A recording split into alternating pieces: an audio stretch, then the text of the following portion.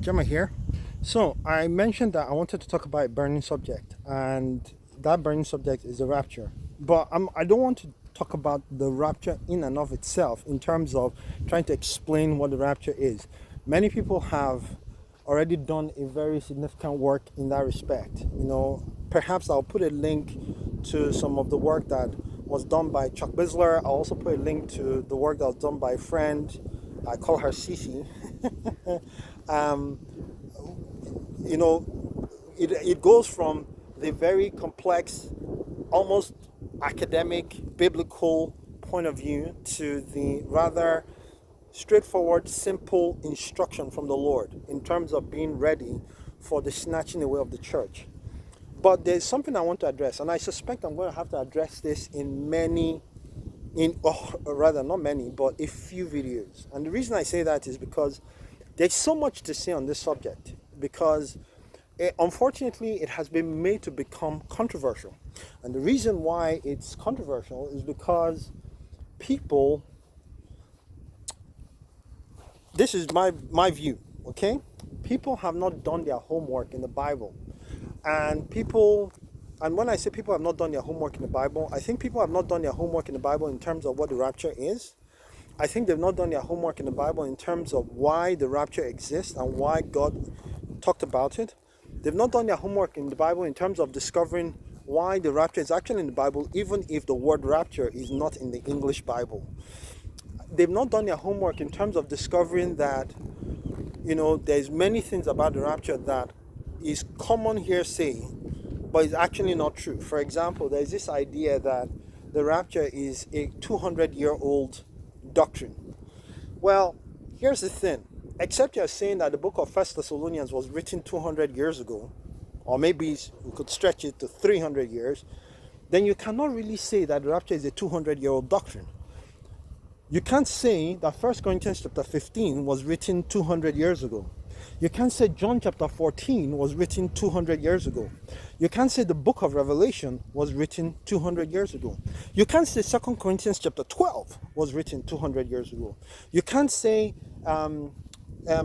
Genesis chapter 5 was written 200 years ago. There's instances where God has alluded to directly and indirectly the snatching away, which by the way is a word harpazo. Harpazo is a word used in where is it now? In 1 Thessalonians chapter 4, verses 16 to 18, which means the snatching away. It's a snatching away. And that's the word that is used to describe the snatching away of the church upon the trumpet blast by the Lord. Now, this is what is also referred to in 2 Corinthians chapter 12, when Paul talks about being snatched away to the second heavens. In the book of Revelation, we kind of see twice. The first one, kind of, is in Revelation chapter 4, where John, who is narrating the book of Revelation, who is writing down what he's seen, Jesus said to him in Revelation 1, he said, write the things which you have seen, the things which are, and the things which shall be hereafter. And I've done a video on this before, talking about how that the things which he had seen were the things he saw in Revelation chapter 1. The things which are the things he saw in Revelation chapter 2 and 3. And the things which shall be hereafter are the things that he saw in Revelation chapter 4 all the way to the end. And what you find is that in John, the Bible says, it says, I looked and I beheld a door open in heaven, and I heard a voice say, come up hither, that I may show you things which will happen hereafter. Many people think the book of Revelation is full of, what's the word called? It's full of a lot of allegories and visions and things like that. Actually, that is not entirely true. In Revelation chapter 4 all the way to chapter 18, John is describing the things that he saw because he was there.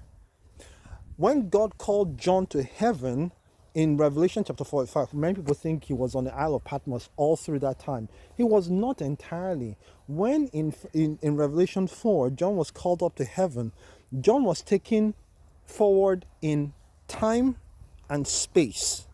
He was taken in time and in space. He was taken in space in terms of being relocated from the island of Patmos to heaven. Now, whether that means his physical body was still on the island of Patmos, I don't know. Whether it was just his spirit that went and his body was laying comatose on the ground in his dungeon or prison or wherever, because he was on the island of Patmos in some sort of captive situation. He was in exile on the Isle of Patmos. Whether he was there physically or just whether his body was still there or the entirety of him was snatched to heaven, I don't know. There is no empirical evidence for it one way or the other.